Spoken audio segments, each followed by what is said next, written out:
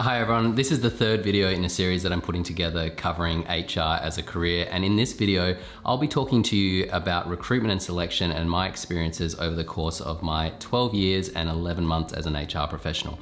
But who's counting? I'll be taking you through recruitment firms, HR generalists, and how they get involved in recruitment, as well as internal recruitment, which is a specialization, a sub-function within HR. As an HR graduate, it can often be hard to get into a good entry-level HR role. I remember when I was studying my undergraduate degree in HR, this dawned on me halfway during my degree. I remember looking around during a lecture and thinking, there's hundreds of students here, and every time that I look online for an entry-level HR role, there's nowhere near as many roles as there are students. And I know that's true for a lot of degrees, but in some degrees, there are more formal opportunities. For example, my wife, Steph, is a midwife, and when she was studying her degree, there were multiple hospitals offering graduate programs, and often they were offering multiple graduate positions. But HR is different. It can be really hard to get into. And I've often come across HR graduates who are working as recruiters in recruitment firms because they haven't been able to find a role in HR, which brings me to the first type of recruitment that I wanted to discuss, the traditional recruitment company or agency.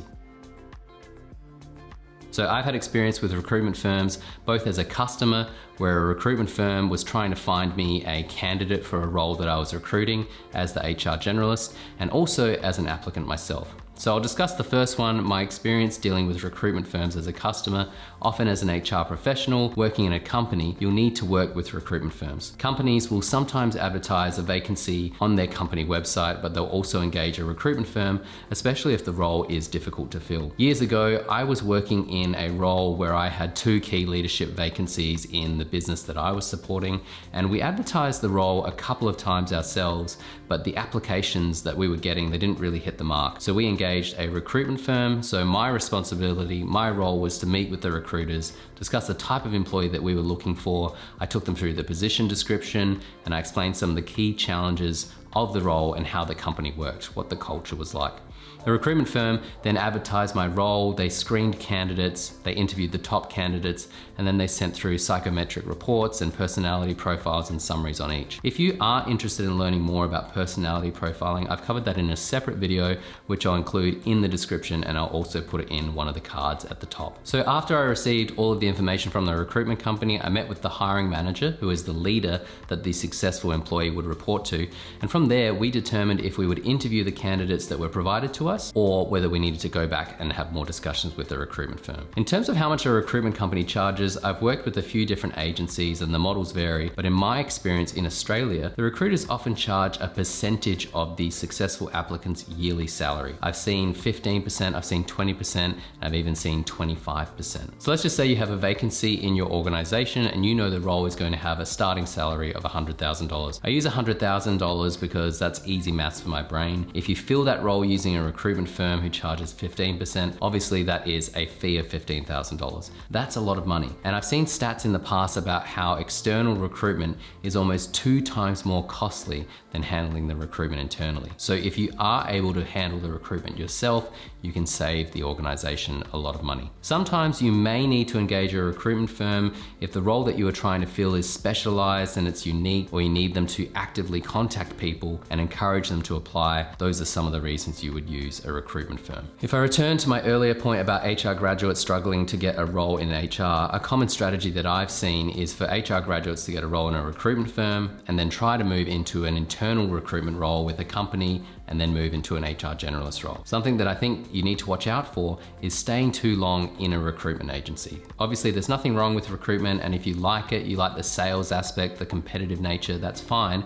But I think it's important to remember that working in a recruitment firm, it's not HR, it's sales. And that's not just my opinion, it's widespread knowledge within HR, and I've also seen it on countless recruitment company websites. They discuss the sales nature that is involved in the role. So before I discuss how HR generalists get involved in recruitment, I just wanted to do a quick introduction. My name is David Milan and I'm an HR professional. I obviously have no formal video or design training, but this year I decided that I wouldn't let that stop me, and I've started making YouTube videos. I've really been enjoying it so far, and I like to make videos that help people with their careers, and it's also a great way for me to learn in public and to work on caring less about what people think. So if that sounds like something that you're interested in, please subscribe and follow follow along as I make videos that help other people to learn whilst also helping myself to learn. Okay, so enough of that. Let's get back to HR generalist recruitment.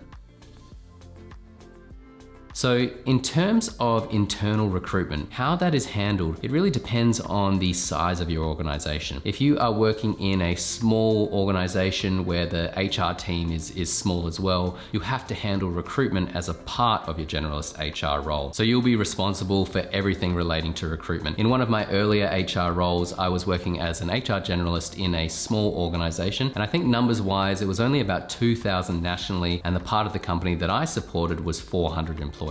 In the HR team that I was working in that supported that part of the organization, there was an HR manager, an admin assistant, and 2 advisors, one being myself. So I was responsible for recruitment from start to finish in addition to my generalist HR duties. So I had to handle the advertising, which meant working with leaders to write job ads, finding where to post them online, conducting phone interviews, then face-to-face interviews, and then offers. The recruitment that I was doing at the time was bulk recruitment. I was hiring about 18 to 25 employees every month, which was pretty full on, but it was really great experience to get earlier in my career. So that's how recruitment works in a small company. In a larger company with a larger HR team, there will often be a recruitment team who handles a lot of the recruitment. In another HR generalist role that I held, a key part of my role was to handle the recruitment of the company's interns for the year. And the company that I worked for had a pretty extensive undergraduate intern program. We would hire about 10 undergraduates for a full-time paid internship, which was a great program. So because I was working for a large company, I was supported by a recruitment team, but I was still responsible for attending careers fairs at universities, working with the hiring leaders, coordinating the interviews, writing the interview guides, and of course, running the interviews and providing coaching to the leaders on the process. So I still had to participate in the recruitment, but it wasn't like I was doing everything like I was doing in a small company. I was supported by a specialist team, which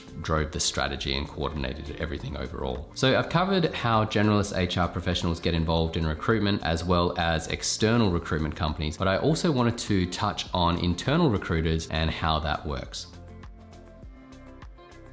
So recruitment itself, or talent acquisition as some companies call it, is an important sub-function of HR overall. I mentioned previously that HR generalists get involved in recruitment, but as an HR professional, you can also choose to specialize in recruitment and become an internal recruiter. Something to bear in mind is that these types of roles are more common in large organizations, so it can limit your career options a little bit. You'll need to stick to bigger companies if you want to stay in internal recruitment. Working as an internal recruiter is a great role if you really enjoy meeting lots of new people and spending lots of time with people throughout your day because you're doing lots of interviews. It's highly similar to working in a recruitment agency. However, you generally don't get a commission as you are paid a salary by the organization that you work for. There's no sales targets. Another key difference, because you work for the company, you can understand the culture, and this can help you to achieve a better level of cultural fit due to your knowledge of the organization. And whilst a lot of your role as an internal recruiter will be handling recruitment, there are also opportunities